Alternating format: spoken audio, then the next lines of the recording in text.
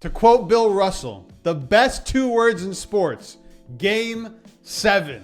The Toronto Blue Jays forced a Game 7 after a big Game 6 win against the Seattle Mariners in the ALDS. It will be the first Game 7 the Seattle Mariners have ever played in franchise history, and just the second for the Toronto Blue Jays. It's two fan bases who've been dying to be in this type of position, as stressful as it is. But for the neutral, this is fantastic. You look at the NL side, the NLDS, the Dodgers did quick work of the Brewers. We only got 4 games. I mean, 4 great performances. That last one from Ohtani, holy cow, we won't even go there. But we got a Game 7. But let's talk about Game 6. And the story of the game for me is basically clean baseball versus errors. The Jays were clean. They played well defensively. 3 innings in a row where they turned 2. 2 of those innings, bases loaded, no runs scored. And then you look at the Mariners, 3 big errors. Julio Rodriguez in center field, basic stuff. Eugenio Suarez, ground ball, basic stuff. And then Cal Raleigh, who throws the ball away at third. Vladdy comes home. 3 big moments in the game and 3 reasons why the Toronto Blue Jays won. But there's obviously multiple reasons, but that's basically it. I think we saw the best of the Toronto Blue Jays in Game 6. That's what they do best. They put the ball in play. They make it difficult for the team. They hit the ball. They don't strike out. And they got good pitching from their starter, Trey Savage, who, 6 or 7 months ago was playing in front of like 100 people in Florida, and now pitched in an elimination game for the Toronto Blue Jays in Game 6 of the ALDS to line up what is the biggest game in Blue Jays history since 1993. I mean, talk about pressure. The guy goes 5 2/3, throws 7 strikeouts, only allowed 2 runs. He was fantastic in that outing. The bullpen came in and did their job. And the bullpen now has tightened up. The circle of trust for John Snyder has definitely tightened up. He just went Varland, and Hoffman got the last 2 innings and did a great job. So kudos for the Toronto Blue Jays for picking up that big win. But another reason why the Mariners lost that game, it's the bats. You look at the top of the order, Polanco, Rodriguez, Cal Raleigh, 0 for 9. Look at the Jays. Vlad went 2 for 4 with a bomb. His postseason continues. It's just been an incredible postseason. I mean, there's nothing you can really say about Vlad anymore. He was criticized for years of not being a guy who performed under pressure.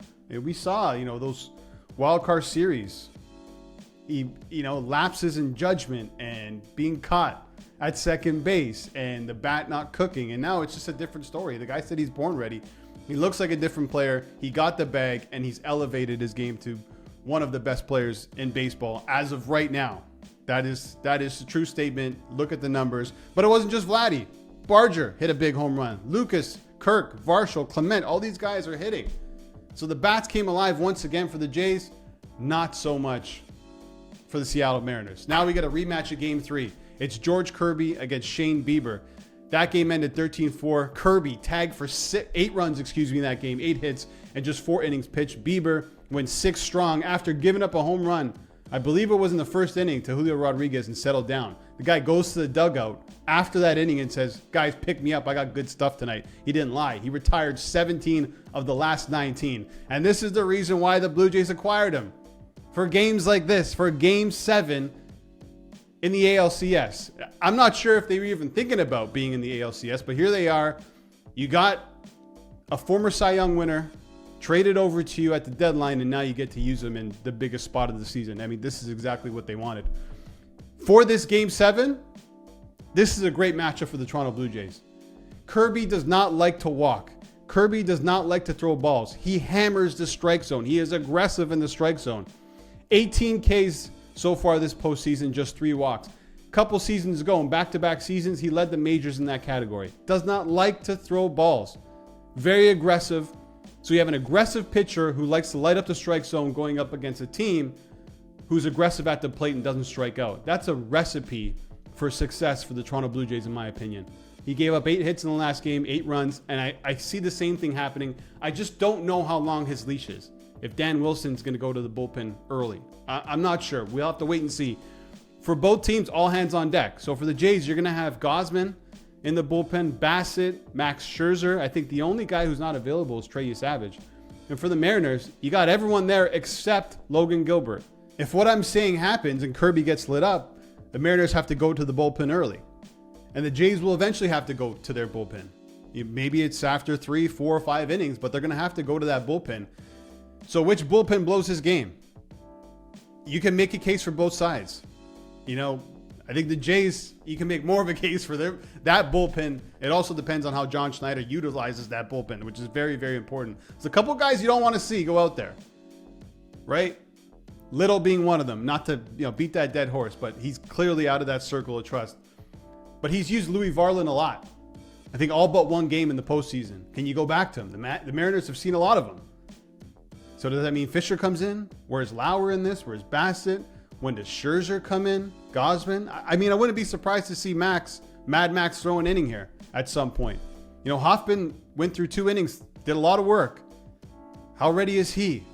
Seranthony Dominguez didn't. He's ready. So you have that. You have a fresh arm in the bullpen. It's going to be fascinating to see how these managers roll out these bullpens. But I think this ends with the Blue Jays win. They're at home. They're the hot team. And Derek Jeter keeps saying this on the MLB broadcast. And he's not the only one, but he keeps mentioning it. He goes, the best teams rarely win the championship. It's the hottest team at the right time. And the Jays are hot right now. They weren't very good in the first 2 games. And they bounced back and played fantastic baseball. Go 2 for 3 in Seattle. Come home and win a massive game. And this is with an injured George Springer who doesn't look right. I'm sure he'll be good to go. This is what Bo Bichette, the hits leader and average leader. Anthony Santander, say what you want about him. They brought him in to be a big piece of this offense. He obviously has not been that.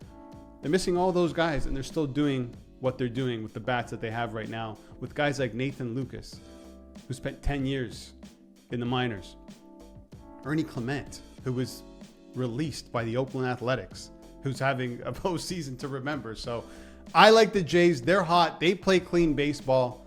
My only concern with them, they're a very young team in this situation.